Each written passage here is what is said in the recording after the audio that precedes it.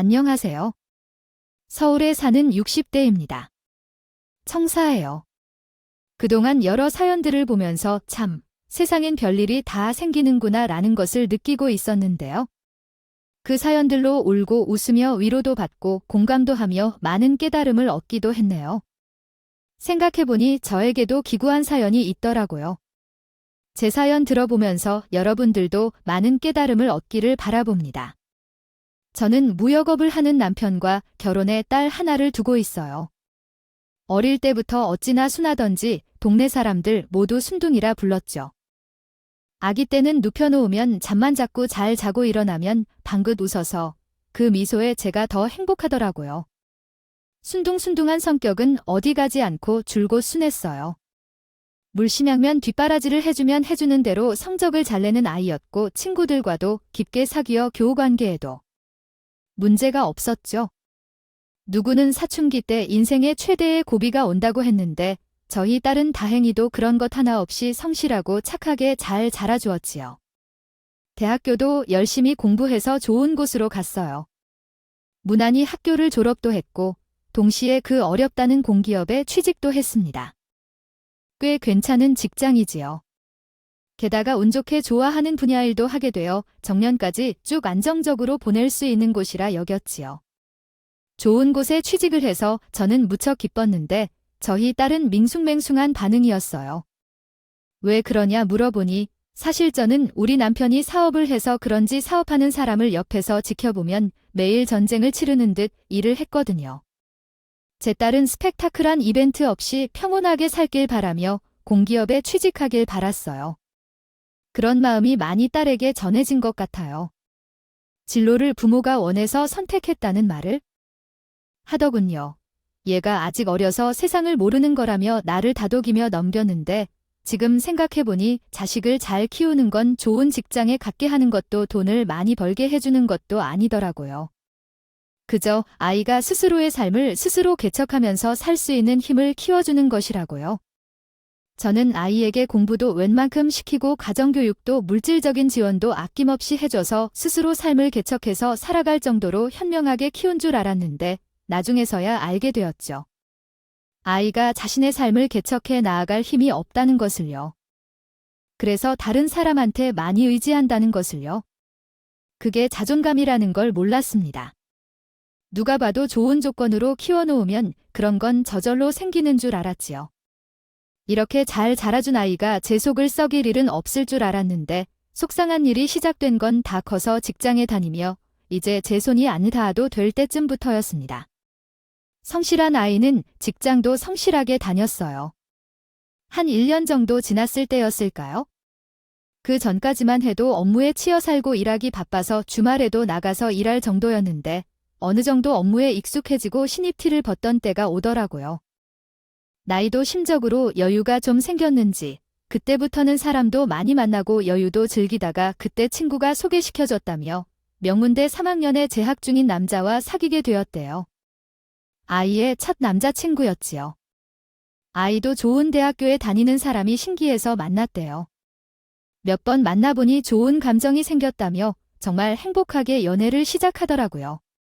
매일 집에 늦게 들어오곤 했는데 피곤해도 표정은 행복해 보였지요. 이런 게 사랑의 힘인가 했습니다.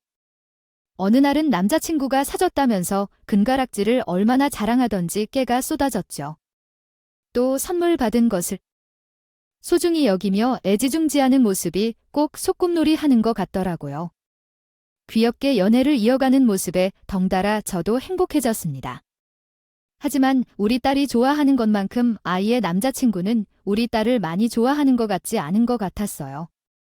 왜냐하면 연애한 지 얼마 안 되어서 우리 딸이 금전적인 부분을 거의 다 감당하고 있더라고요. 사소한 데이트 비용은 그렇다 쳐도 남자친구의 생활비와 월세까지 모든 걸 다 우리 딸이 내줬죠. 날이 월급도 꽤 샜는데 검소하게 생활하는 것에 비해 통장이 텅 비어 있어서 알게 되었어요. 생활비 빼고 80%는 거의 남자친구에게 쏟았답니다.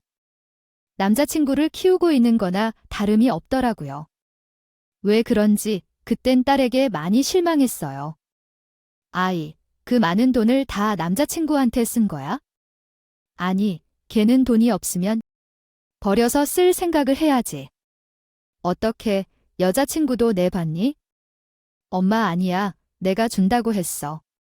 공부하기 바쁜데 어떻게 알바까지 해? 더 가진 사람이 줄 수도 있어야지. 나, 남자친구 많이 좋아해. 사랑하는데 돈은 아무 상관이 없어. 이렇게 질 수 있는 것만으로도 너무 좋아. 이런 게 사랑이야. 순진한 걸까요? 순수한 걸까요? 저를 이해시키려고 하는 우리 딸의 아무 말 대잔치가 들어주기 너무 싫더라고요. 어디서부터 잘못됐는지, 왜 이런 걸 사랑이라고 믿는 건지 안타까웠어요. 그래, 내가 좋다면 어쩔 수 없는 건데. 내가 이만큼 썼을 때 적어도 내 남자친구는 너에게 마음으로 고마워해야 하는 거야? 그런 표현은 하니? 엄마, 무슨 소리야? 어떻게, 그냥 주는 걸 대가를 바래? 엄마는 봉사하면서 대가를 바래? 그런 감정은 사랑이 아니잖아. 엄마도 알면서 왜 그래? 버럭. 화를 냈는데 순간 나도 감정이 격해져서 언성이 높아졌고 서로 상처 주는 말만 오갔습니다. 눈물과 콧물을 다 쏟으며 싸웠는데 딸의 무조건적인 사랑을 막을 순 없더라고요. 그때부터 우리 딸은 가끔씩 집에 안 들어오더니 때로는 며칠씩 안 들어오더라고요. 외박은 하지 말라고 화도 내보고 달래도 봤지만 남자친구네 집에서 안전하게 놀다 갈 테니까 걱정하지 말라우는 말만 하더군요. 내 기가 막혀. 딸을 키우는 부모들은 제 기분을 이해하실 거예요. 남자친구와 있다는 게 안전한 건지 안전한 게 아닌지 참 분간이 안 서는 상황이네요. 일이 터진 그날도 딸이 안 들어온다고 전화가 왔었어요. 전화를 받고 속상해하는 게 일상이 된 날이었는데요. 밤 11시쯤이었나 딸은 힘없는 목소리로 다급하게 전화를 했어요. 엄마, 나 도와줘. 나 몸이 이상해. 진아야, 왜 그래? 어디야? 몸이 어떻게 이상한데? 엄마, 나 남자친구 집이야. 근데 아무도 없는데 몸이, 너 괜찮은 거야? 어디가 어떻게 아파? 진아야, 진아야. 통화는 계속되고 있었지만 더 이상 말이 없었어요. 저는 너무 초조해서 손이 부들부들 떨리더라고요. 어떻게 해야 할지 판단이 안 섰는데 순간 예전에 이렇게 외박할 거면 남자친구 집 주소 써놓고 가라고 한 게 생각났어요. 그 주소대로 내비를 치고 차로 달려갔어요. 그 동네에 도착하니 저 멀리 119가 보이더군요. 저 집이라는 걸 짐작했죠. 주차도 어떻게 했는지 기억도 안 나날 정도로 불이 나게 차에서 내려 황급히 가보니 딸은 다세대 단칸방에 쓰러져 들꽃에 실려가더라고요. 방바닥에는 많은 양의 혈이 흩어져 있었고요. 그 모습을 보니 제가 더 쓰러질 것 같았습니다. 그때 그 집에서 사진으로만 보던 딸의 남자친구를 발견했어요. 날이 그동안 사진을 보여주며 어찌나 자랑을 했던지 한눈에 알아보겠더라고요. 그 청년도 우리 딸 상태에 많이 걱정되는지 얼굴이 하얗게 질려 정신이 나가 보였어요. 자네가 민준이 맞지? 나 진아 엄마야? 우리 딸 왜 저래? 무슨 일이 일어난 거야? 딸의 남자친구는 정신이 반쯤 나간 채 저처럼 떨고 있더군요. 안녕하세요. 죄송해요. 저도 나갔다 집에 와보니까 진아가 쓰러져 있더라고요. 죄송해요. 저도 무슨 일인지 모르겠어요. 딸의 남자친구도 결국 울음을 터뜨려 버렸어요. 저는 마음을 단단히 먹고 딸의 남자친구와 일단 병원으로 향했습니다. 응급실에 도착하니 의사가 진찰을 했고 곧이어 간호사들이 몇 가지 조치를 취하더라고요. 그리고 의사가 저에게 다가왔어요. 김진아 씨, 15절 되시나요? 예, 맞아요 선생님. 우리 애가 왜 그런가요? 혹시 무슨 병에 걸린 거예요? 아, 그건 아니고요. 혹시 난 이미 임신한 거 모르셨나요? 예, 임신이요. 아니, 우리 딸이 임신을 했다고요? 죄송합니다. 임신한 건 몰랐습니다. 그런데 왜요? 임신해서 쓰러진 건가요? 아, 그건 아니고요. 안타깝게도 자연유산이 되었어요. 그러면서 하율이 일어났고 부정출혈도 생겨서 한순간에 출혈량이 많아진 것 같습니다. 많은 양의 혈액이 쏟아지면서 쇼크가 왔는데요. 그래서 쓰러진 겁니다.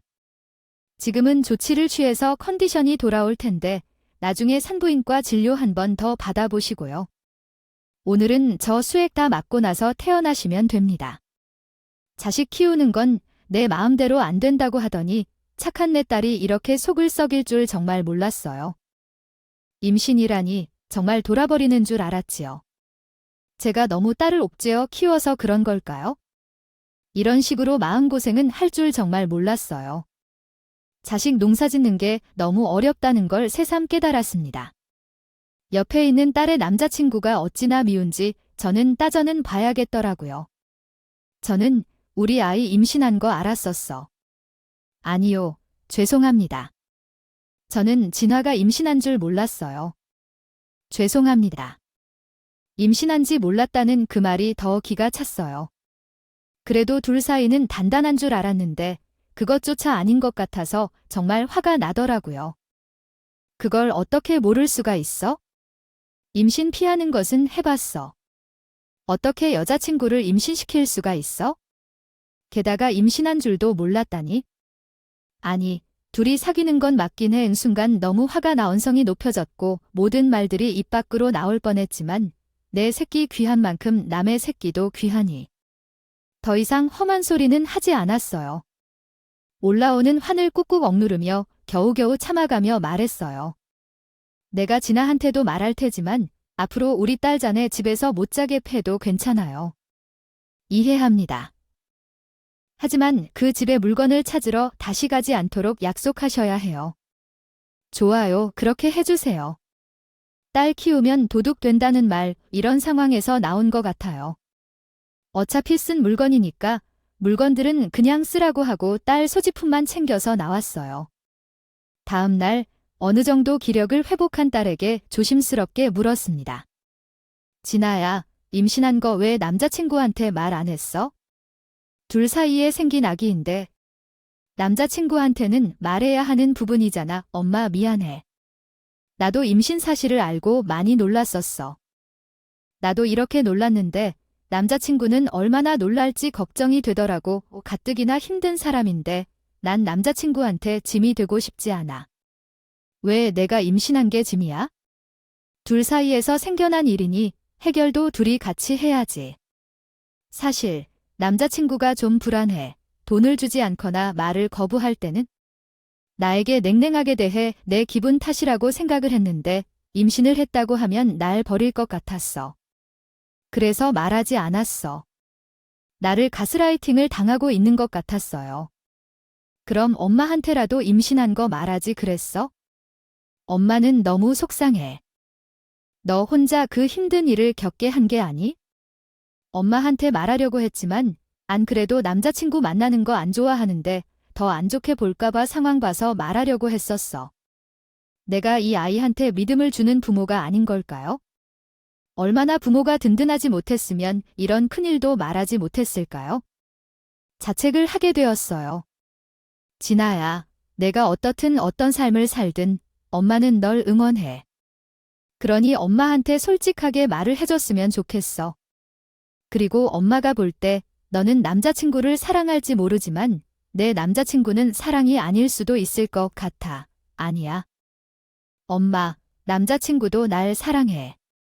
내가 더 사랑하는 것뿐이야. 남자친구도 나에게 얼마나 잘해주는데 난 남자친구를 위해 할 수 있는 일이 있다는 게 좋아? 내가 넉넉하게 해줄 수 있어서 좋아? 그런 건 아니야, 엄마. 미련한 내 딸이 답답했어요. 마음을 어떻게 막나요? 어른인 만큼 자신의 스스로 지킬 줄 알아야 한다고. 좋은 말 해줄 수 있을 뿐이었죠. 딸은 일주일간 쉬고 다시 회사에 나갔어요. 그때까지도 남자친구는 우리 집에 병문안도 안 와서 제가 더 서운해졌는데 퇴근을 하고 온 딸의 표정이 밝더라고요. 엄마, 이거 봐라. 남자친구가 구두 사줬다. 예쁘지? 웬 구두야? 신발 선물하면 바람나서 떠난다는데 요즘은 의미가 다르나? 에이, 그런 건 알지만 그런 의미가 아니라 남자친구가 이 신발 신고 앞으로 꽃길만 걷자고 하더라. 너무 예쁘지 어쩜. 고르는 센스가 나랑 딱 맞아. 나 내일부터 이 구두만 신을 거야. 물론 비싼 것도 아니고 로드샵에서 산 신발이지만 이렇게 제 딸에게 마음을 표현을 해주니 뭐 제가 더 고맙더라고요. 그리고 우리 딸을 이용만 하는 건 아니라는 생각에 안심도 조금 되었지요. 그 일이 있고 나서부터 딸은 더 이상 외박은 하지 않았어요. 그리고 남자친구도 졸업반이라 그런지 열심히 공부를 한다고 들었습니다. 잘 못 만나서 그런지 큰 사건은 없었어요. 하지만 여전히 데이트 비용이며 월세며 독서실에 용돈까지 주어주며 금전적인 부분은 우리 딸이 감당하고 있었어요. 그렇게 사귀다가 남자친구가 4학년 2학기가 되던데 대기업에 취업을 했어요. 이게 뭐라고 우리 딸 고생 끝이라는 생각에 저 역시 많이 기뻤지요. 밉지만 딸이 좋아하는 사람이니까 그동안 고생 많았다고 딸에게 용돈을 쥐어주며 맛있는 밥 사 먹으라고 했어요. 맛있는 밥도 사 먹고 즐겁게 데이트를 하고 난 다음에 그날 저에게 전화와 감사 인사를 하기도 했어요. 만일 의젓해진 느낌이었습니다. 둘은 그때까지 2년 정도 사귀었는데요. 둘 다 직장도 있겠다. 이제 어른스럽게 만나기만을 바랐어요. 실제로 둘은 성숙한 사회인처럼 사귀더라고요. 퇴근 후에 만나면 컨디션 조절을 위해 간단히 저녁만 먹고 헤어졌고 바쁘거나 건강이 안 좋을 땐 다음날 업무를 위해 만남을 미루더라고요. 하루 이틀 안 본다고 마음이 식어버릴까 봐 이 사이였으면 진작에 헤어졌겠죠. 단단한 믿음과 사랑으로 거듭난 커플이라 다시 한번 생각하게 되었어요. 제 감동받았던 건 딸의 남자친구가 첫 월급을 받았을 때였어요. 첫 월급을 받은 딸의 남자친구는 딸을 좋은 레스토랑에도 데리고 가셨고 옷도 사줬더라고요. 집에 와서 어찌나 자랑을 하던지 귀에 딱지가 앉을 지경이었다니까요. 얼마나 많이 들었으면 그 레스토랑이 머릿속으로 그려질 정도였어요. 게다가 저희 부부에게까지 좋은 양말을 하나씩 사서 포장해서 보냈더라고요.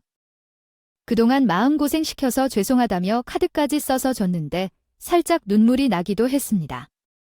평소에 딸과 전화 통화하는 거 엿들어보면 나를 고민 상담도 해주고 밤늦게까지 놀면 집 앞에까지 데려다주며 건전한 만남을 이어가더라고요. 과거의 일은 어려서 철이 없었구나. 원래는 착한 아이구나. 그 아이의 이미지를 다시 새기게 되었어요.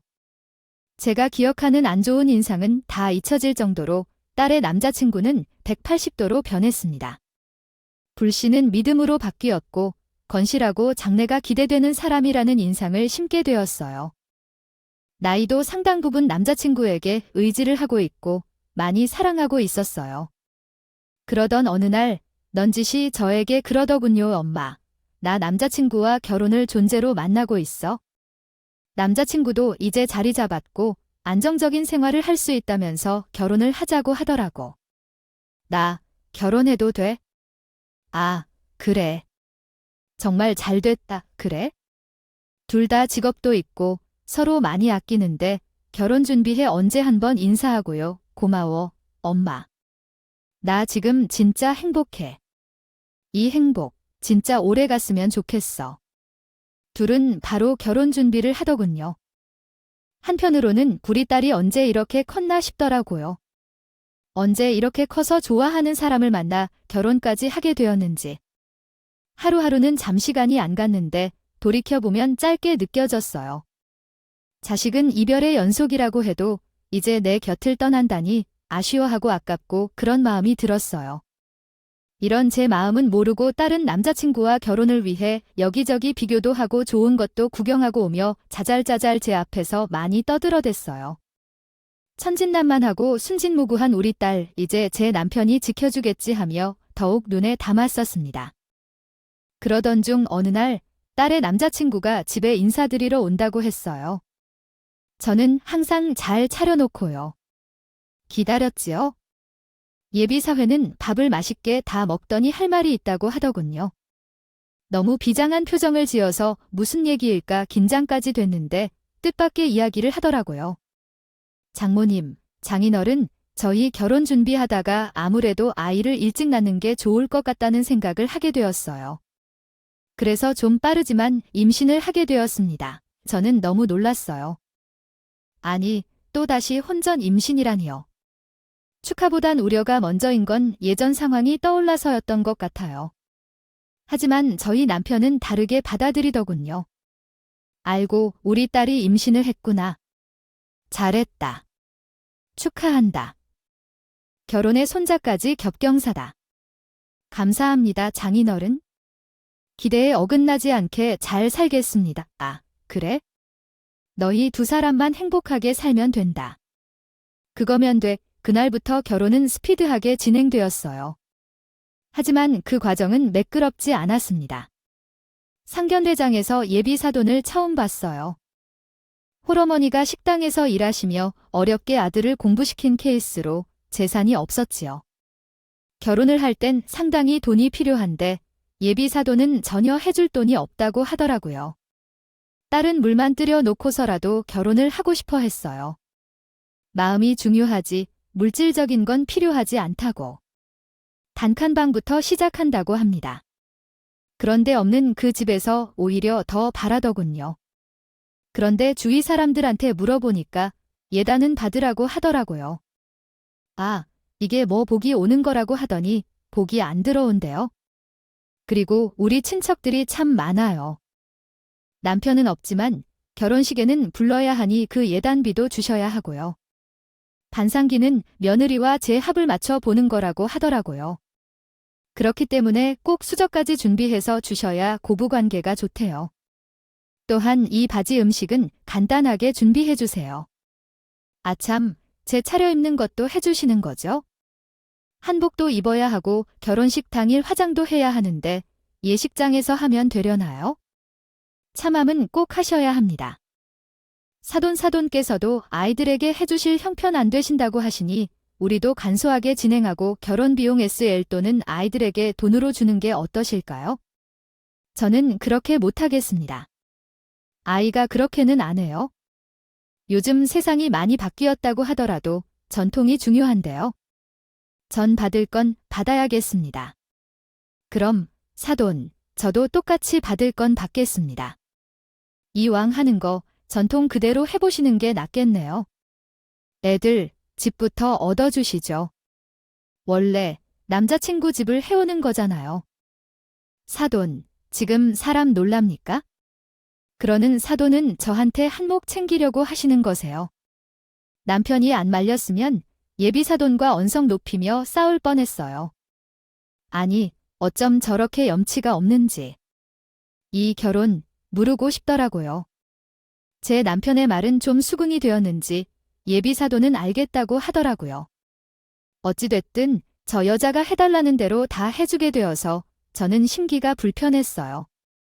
하지만 호르몬도 아닌 우리 딸이 어른들 싸우는 모습에 스트레스를 받을까봐 제가 한 발짝 물러났지요. 남편은 얼마 후 예단비로 많은 돈을 준비했어요. 저는 그렇게 많은 돈을 주는 것을 반대했죠. 아유, 뭐가 예쁘다고 그 집에 그렇게 많은 돈을 주는 거야? 반대로 말하면 우리 친한 아들아, 그렇게 하지 말자. 오히려 다른 것도 아니라 돈이니 아무렇게나 하는 게 아니야? 우리 딸의 노력이나 땀이 필요한 게 아니라 돈이면 되는 걸까? 아니, 그냥 그 돈을 주고 평생 후회하는 말을 듣게 하지 말자. 우리 딸은 전에 말했던 대로 가진 사람이 더 나을 수 있다는 그런 사고방식이 어디서 나왔는지 궁금했는데 정말 지 아빠였네. 돈이면 좋다는 사돈에게 그냥 많은 돈을 주어서 우리 딸을 더 귀하게 대해준다면 간단하게 해결할 수 있으니 그냥 주고 넘어가자는 남편의 말에 별로 마음에 들지 않아도 따르기로 했어. 하지만 거기서 끝이 아니었어. 아이들이 이사를 가자니 집을 비워놓고 보니 구축이라 허름해서 신혼부부가 살기엔 좀 칙칙하다고 했어. 그래서요. 인테리어도 해줬고요. 그동안 데이트하느라 모아놓은 돈이 별로 없어서 가전이며 가구들이며 살림살이들도 다 제가 사줬습니다. 그리고 애들 예물 서로 사주기로 했었는데 사돈은 생략하더라고요.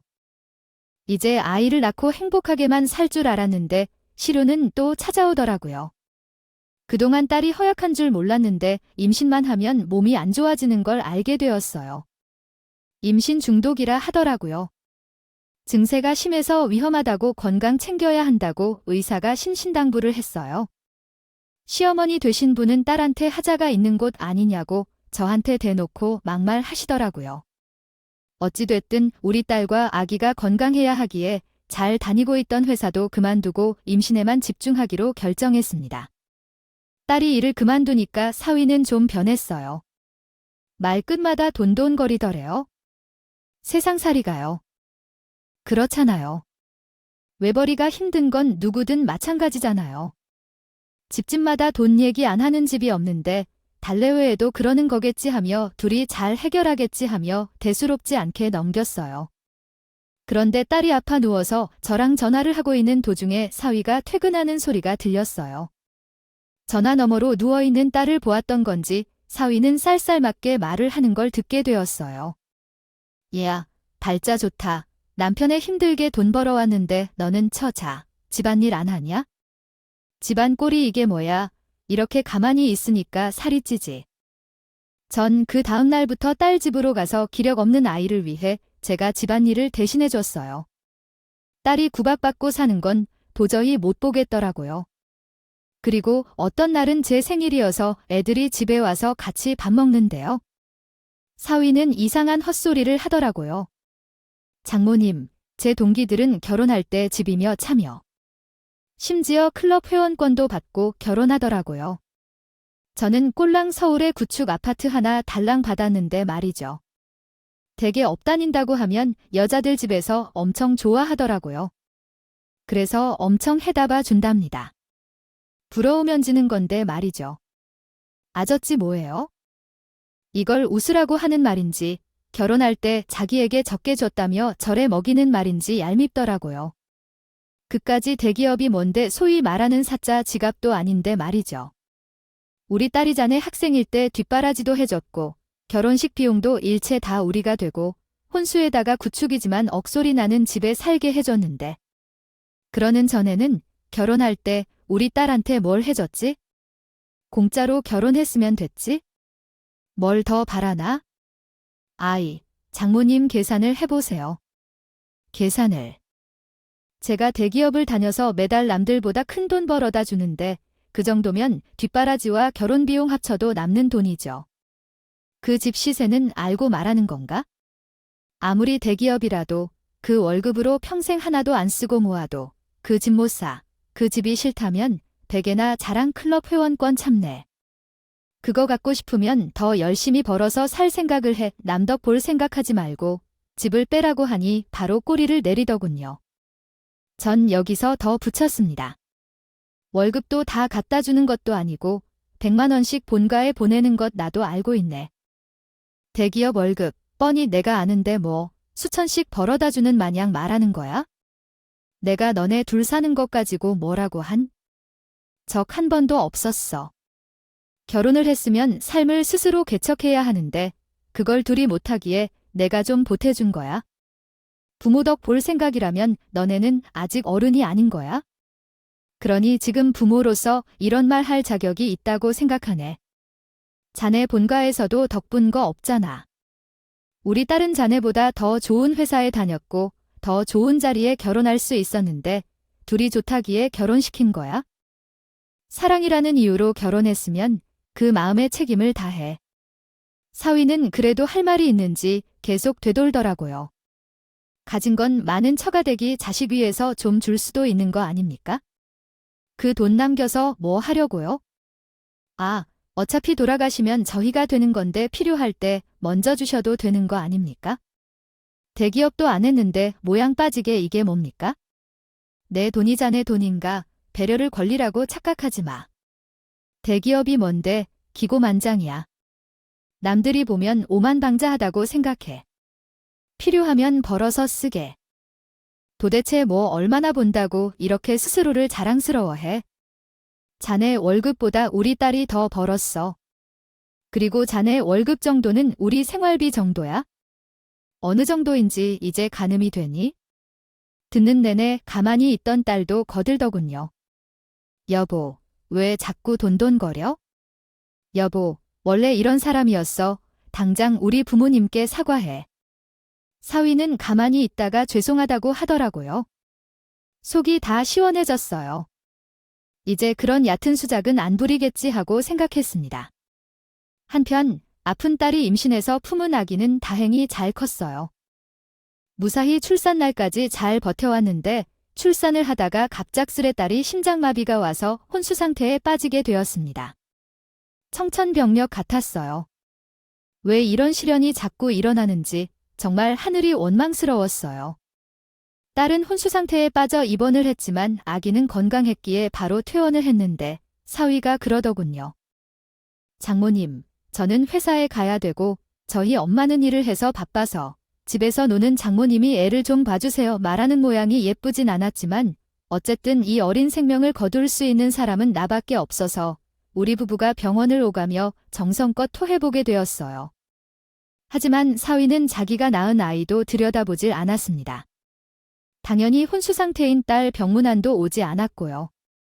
바빠서 그런 거겠지 하고 전화를 해보면 항상 취해 있거나 아니면 전화를 받지 않았어요. 이대로는 안 되겠어서 일주일에 한 번은 딸 얼굴도 보고 아기 얼굴도 보러 오라고 했더니 오만. 신경질을 내며 장훈일, 제가 그렇게 한가한 사람입니까? 일하느라 바빠 죽겠습니다. 때가 되면 갈 테니까 좀 기다리세요. 귀찮다는 듯이 저의 전화를 무례하게 끊더라고요. 기분이 확 상했어요. 자기 가족 다 내팽개치고 도대체 뭘 하고 다니는지 궁금해지더라고요. 병문안 와주라 손주 보러 오라고 제가 사정해야지만 겨우는 시기였어요. 마지못해 온 사위는 항상 표정이 별로였어요. 그래도 오면 저는 마음을 다해 잘해줬습니다. 듣기 싫은 잔소리도 하지 않고 혼자 생활하게 되었으니 밥을 잘 안 챙겨 먹을 것 같아서 반찬도 해다 주고 혼자 산다고 행색이 추리해 보일까 봐 옷도 여러 벌 사서 준비해 놨어요. 내 딸이기에 병원비도 다 대주며 딸이 못하는 아내의 역할과 더불어 사위에게 부담이 되지 않기 위해 노력했습니다. 어떻게 보면 가장이 된 사위가 해야 되는 부분이지만 미우나 고우나 내 사회이니 저도 잘해주고 싶었지요. 하지만 고맙다는 한마디도 없더라고요. 딸이 혼수 상태에 빠진 지 6개월째, 한동안 병문안도 오자 하는 사위에게 사정해서 오라고 했어요. 여전히 야근이라 바쁘다, 회식이다 별 핑계를 다 대며 안 오려고 하대요. 그래도 오늘은 딸 생일이기에 꼭 왔으면 좋겠다고 하니 기진맥진한 표정으로 자정이 다 돼서 왔어요. 신랑이 사위에게 물었어요. 자네, 표정이 왜 이렇게 안 좋은가? 어디 아픈가? 아픕니다. 일하느라 와이프 병문안 오너라. 아기도 보러 가느라 몸이 상한 곳이었고, 스트레스로 기운도 없습니다. 그래도 왔습니다. 됐지요. 남편은 그 자리에서 핸드폰으로 사위 계좌에 돈을 보내더라고요. 아니, 내가 지금 100만 원 보냈다네. 보약이라도 사 먹어. 고맙다는 말은 바라지도 않았지만 황당한 소리를 하더라고요. 지금 되게 업다니는 자기한테 꼴랑 100만 원 주는 겁니까? 이거 주면서 아픈 장모님 딸 먹여 살리라는 거예요. 당장 1000만 원 보내세요. 저도 이런 사위 놈에게 잘해주고 싶지 않았고 욕먹을 것도 압니다. 근데 자식 가진 부모라면 아주 조금은 이해를 하실 것 같아요. 딸이 저렇게 아파서 누워있으니 사위가 아픈 제 딸 자기가 책임지게 생겼다고. 자기 아니면 누가 책임지냐고. 그걸로 아주 의기양양해서 유세를 부리는데 아픈 딸이 대신에 사위를 어르고 달랬던 거예요. 지금 와서 보면 정말 바보 같은 짓이었지만 당시에는 왜 그걸 몰랐을까요? 하지만 아무리 그렇다고 해도 출산한 딸이 6개월 동안 혼수 상태인데 옆에 의식은 없지만 그래도 딸아이가 누워있는데 어쩜 저렇게 대놓고 노골적인 말을 할 수 있는지. 6개월 동안 우리 딸이 누워있을 때 본인이 한 것 하나도 없고 심지어 모든 지원은 제가 다 했는데 뭘 애지중지 자신이 우리 딸에 먹여 살리는 것 마냥 말하는 건지. 도저히 참을 수가 없어서 싹수 없는 사위에게 웃으면서 말했어요. 그래, 근데 자네가 쓰고 다니는 그 카드, 내 딸 명의로 되어 있는데 그건 내가 해준 가족 카드야. 자네. 그 카드로 별걸 다 하고 살더라. 호텔도 일주일에 3번씩 다녔던데 여자 생겼네. 그래서 내 딸 병문안이랑 네 아이 얼굴조차 보러 오자 하는 거였어.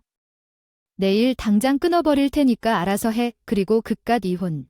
우리가 딸 대신 대리를 신청해서 이혼 소송 걸면 그만이야. 어디서 말끝마다 내가 우리 딸을 책임지게 생겼다고 장인 장모한테 싸가지 말을 하고 있니? 내 돈줄 완전히 끊어지게 만들 테니까 너 각오해. 그러자 사위가 상황 판단이 되었는지 갑자기 싹싹 빌더라고요. 보약 안 먹어도 된다며 제발 카드만은 끊지 말아달라고 애원하네요. 한순간에 거지 되기는 싫었는지 무릎 꿇더니 죄송하다고만 합니다. 너무 보기가 싫어서 집이나 가라고 다시는 찾아오지 말라고 하고 보내버렸어요. 제가 너무 화를 냈나 싶어서 딸아이에게 좀 미안한 마음이 들었는데 사위는 그날부터 또 태도가 바뀌더라고요. 집에 돌아가서는 저에게 죄송하다는 장문의 메시지를 보내왔고 그 다음 날부터는 매일 병원에 찾아오며 딸아이의 건강을 걱정하듯 했습니다. 주말에 손주도 데리고 가서 시간을 보내고 다시 저희 집으로 데리고 오며 정상적인 가정과 아빠 노릇을 하더군요. 그래도 믿지 않았죠. 그렇게 얼마 지나지 않아 사위의 그런 모습을 기다렸다는 듯 저희 딸아이가 혼수 상태에서 깨어났어요. 너무도 감격스러웠지요. 얼마나 기다렸던 순간이었는지. 그날 딸을 붙잡고 많이 울었어요. 그런데 집버릇게 못 준다는 것 정말이더군요. 어느 날 제가 없는 병실에서 싸우는 소리가 들려 문 밖에서 몰래 들어봤더니 몸만 가서 너랑 더 이상 어떻게 같이 살아내. 몸 다 망가져서 앞으로 병원비만 수백 수천이 깨질 텐데. 내가 벌어서 내가 고쳐. 뭐, 그게 할 소리야. 내가 당신 와이프야. 와이프가 아픈데 어떻게 그런 말이 나와? 내가 왜 내 돈으로 너 뒷바라지 해줘야 해? 사랑내 배경이 좋은 거야? 내 집 돈이 좋은 거라고 전에 내 엄마가 그랬지? 필요하면 벌어라. 너도 병원비 필요하면 벌어라. 난 한 푼도 주지 않을 거니까. 저는 당장 병실로 들어가 사위 뺨을 쳤습니다. 아무리 우리 딸이 좋다고 해도 이런 결혼을 유지시키는 건 아니라고 생각했어요. 저는 카드 내역서뿐만 아니라 호텔에 상간녀와 드나드는 장면, 사람들 눈치도 보지 않고 고급 레스토랑에서 다정한 데이트를 하는 사진을 사위에게 뿌렸죠. 진아야, 너 잘 들어. 너 6개월 동안 누워있을 때 내 남편 뭐 했는 줄 아니? 성실하게 일주일에 3번씩 호텔도 나들었어. 인사팀 김현미 보자. 자네, 내가 이렇게까지는 모를 줄 알았지? 내가 준 카드로 그년 만나고 다니면서 어디서 큰 소리야. 사위는 얼굴이 하얗게 변하더군요. 몰래 한 외도를 제대로 들킨 거죠. 날이 누워있으니 아무도 모를 줄 알았을 겁니다. 사실을 알게 된 딸은 충격을 받았는지 가만히 울기만 하더라고요.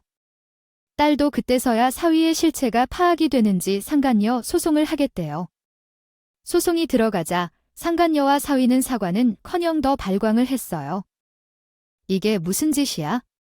너 같은 거 같이 살아주는 건 생각도 안 하고 감히 고소를 해? 그분이 누군지 알아? 인사팀 부장님이야, 부장님. 그런 분은 네가 감히 고소를 해? 내가 뭔데?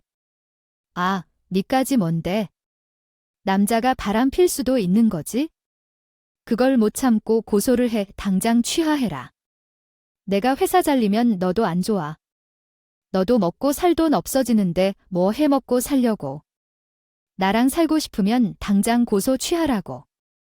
확 이혼해버리기 전에 당신 지금 뭐라고 했어?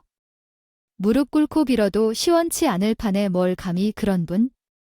당신 잘못 알고 있던 거겠지? 유책 배우자는 너야? 유책 배우자는 가정법원에서도 이혼 청구를 받아들이지 않아. 이렇게 발광할 필요 없어. 어떻게 하면 이혼을 막을 수 있는지 공부 좀 해. 내가 이혼한다면 조정위원으로 할 거고 조정에서 받는 위자료 액수에 제한이 없어. 그래서 위자료를 많이 받을 수 있어? 거지 되기 전에 내가 잘못했다고 빌어야 해. 상간녀란 처음엔 거부했다가 심각함을 깨닫고 부모와 함께 빌었어. 정말 큰 실수를 저질렀어. 하지만 나도 속았어. 민준 씨가 와이프랑 이혼했다고 했거든. 그래서 그런 줄 알고 만났어. 진짜야. 문자에도 이런 말이 있어? 진짜야. 죄송해. 이혼한 사람이 상간녀 소송을 할 리 없잖아. 생각 좀 해. 그래서 그랬던 거예요. 전 정말 몰랐어요. 정말이에요. 상간녀가 무릎을 꿇고 빌자 그 집 부모도 무릎을 꿇더군요. 그리고 정말 간절하게 빌었어요. 우리 딸 한 번만 용서해 주세요. 정말 속았습니다. 정말입니다. 우리 딸 착한 애인데 정말 몰랐었대요. 정말 가정 있는 남자였다면 거들도 보지도 않았을 겁니다. 본의 아니게 마음고생하게 해서 정말 죄송합니다. 어찌되었든 저희 애가 잘못한 것인지 사과드릴게요. 정말 죄송합니다. 그 집 부모까지 찾아와 비는데 저도 그렇고 딸도 마음이 약해질 수밖에요. 일단 증거를 다 보고 난 뒤 상간녀 고소는 취하해졌죠. 그런데 그 여자도 화가 많이 났는지 회사 감사실에 사위의 실체를 밝히고 사기죄로 고소를 하더라고요. 본인이 사람들의 비난과 처벌받을 것도 각오하고 회사에 알렸다고 하네요. 본인이 화가 난 것도 있지만 우리 딸이 당한 것을 갚아주고 싶었고 이런 새끼는 혼쭐 나봐야 한다고 생각했대요. 조사해보니 결국 사위의 잘못으로 드러나 결국 회사에서 잘리게 되었다고 합니다. 회사에서도 잘리고 집으로 돌아와 사위에게 나름 강펀치를 날렸대요. 꿀 좋네. 근데 어쩌지 나도 줄게 있는데. 자, 이혼 서류야 생각해보니 난 당신 덕을 본 게 없더라고. 그래서 말인데 안 위자료를 좀 많이 받아야겠어. 그래야 돈밖에 모르는 당신이 더 힘들 거니까. 진아야, 미연을 내가 정말 잘못했어. 내가 왜 그랬는지 정말 미안해. 진짜 잘못했어. 앞으로 정말 다시는 안 그럴게. 그러니 한 번만 봐줘, 정말이야. 이젠 내 속 속이는 일 절대 안 할게. 아니, 우리 이제 끝이야. 누구의 뜻을 들어줄지는 법원이 가려질 거야. 그러니 각오해. 힘든 싸움이 될 테니까. 그리고 지금 집도 내 거, 살림도 내 돈으로 다 샀고, 당신 옷도 우리 엄마가 다 사줬지. 애도 관심 없었잖아. 그러니 애도 내가 키워. 이 집에서 당신 건 아무것도 없어. 그러니까 여기에 사인하고 나가. 지금 당장. 그 뒤로 사위는 몇 번이고 빌었지만 딸은 절대 용서해주지 않았습니다. 저한테까지 전화를 걸어 죄송하다고 용서해달라고 예언했지만 내 딸이 받은 상처와 우리 가족을 무시한 곳을 떠올리면 피가 거꾸로 솟아. 사위를 다시 품고 싶지 않았어요. 그래서 저도 매몰차게 밀어내었죠. 결국 딸은 결혼 1년 만에 이혼을 했고요. 위자료를 많이 받고 싶었지만 직장이 없어진 사위에게서 받아낼 수 있는 금액은 한정적이더라고요. 그래도 있는 거라도 받아냈어요. 그동안 사위한테 드렸던 돈에 비하면 세 발의 피이지만요. 다 저희 탓이죠. 저희가 선택하고 저희가 결정한 일에 대한 잘못이니까요. 버리다 생각하고 달게 받으려고요. 연애와 결혼을 통해 우리 딸은 상처투성이가 되었고 그 속에서 얻은 거라곤 천사같이 귀여운 손주밖에 없네요. 사위였던 그 사람은 직장도 잃고 다시 없이 사는 게 힘들었는지 술만 취했다 하면 우리 집 앞에 무릎 꿇고 싹싹 비는 날이 하루 이틀이 아니었어요. 하지만 그게 진실돼 보이지는 않았어요. 불순한 의도가 있을 거라고 이젠 알거든요. 달라졌다 해도 잠깐뿐인 그 모습에 이제 속지 않을 겁니다. 그래서 딸도 독하게 마음먹고 허용해주지 않더라고요. 그리고 아주 나중에 들었는데 우리 딸한테 한 집과 상간녀한테 한 짓이 없게 소문이 나서 어디 가도 재취업이 힘들어졌고 그래서 모든 것을 다 포기하고 지방으로 내려가 보닌 엄마와 식당이라면서 지낸다고 하네요. 역시 사람은 선하게 살아야 하는 것을 다시 한번 깨달았습니다. 그리고 생각해보니 또 하나 얻은 것이 있네요. 우리 딸은 몸을 완전히 회복했고 컨디션이 좋아지자 아이도 돌보며 새로운 일을 하게 되었어요. 바로 빅사이즈 의류 브랜드 사업이에요. 건강을 좋아졌지만 아직 임신 기간 중에 찐 살이 빠지지 않아 꽤 통통한 편인데 푸짐한 체형을 위한 빅사이즈 의류를 개발해 판매하더라고요. 새로운 일을 시작하면서 저에게 그러더군요. 사실 어릴 적부터 패션에 관심이 많았다고 날 어릴 적엔 왜 딸이 좋아하는 것에 대해 의문을 품었던 게 집안에서 좋은 물건을 많이 접해볼 수 있는 것이었다고. 분야를 눈치 못 챘었을까요? 미련한 엄마라 많이 미안했어요. 지금이라도 자신의 길에 찾아 다행이라 여기며 열심히 응원할 거예요. 요즘 딸을 보면 참 즐거워요. 누구는 살이 쪄서 자신감이 떨어진다. 우울하. 그런 말들 많잖아요. 딸은 자신을 있는 그대로를 사랑하게 되었어요. 자신을 사랑하는 힘, 그것이 드디어 생기게 된 거예요. 또 그것을 활용해 자신이 가장 잘할 수 있는 것을 하니 제 마음이 다 뿌듯하더라고요. 진로를 저희 부부의 입김으로 선택한 것 같아서 참 마음이 쓰였는데 이제야 자신이 무엇을 해야 재밌는지, 그로 인해 다른 사람한테 무엇을 전달할 수 있는지 비로소 깨달은 것 같아요. 이제 우리 딸도 어른이 된 것 같죠? 사랑의 모습이 참 여러 가지인 것 같아요. 부모, 자식 간의 사랑, 연인의 사랑, 그보다 자기 스스로를 사랑하는 것이 먼저라는 생각이 드네요. 여러분도 자기 스스로를 돌보며 사랑할 줄 알고 아껴주세요. 그렇다면 안 생길 것 같은 좋은 일도 생길 겁니다.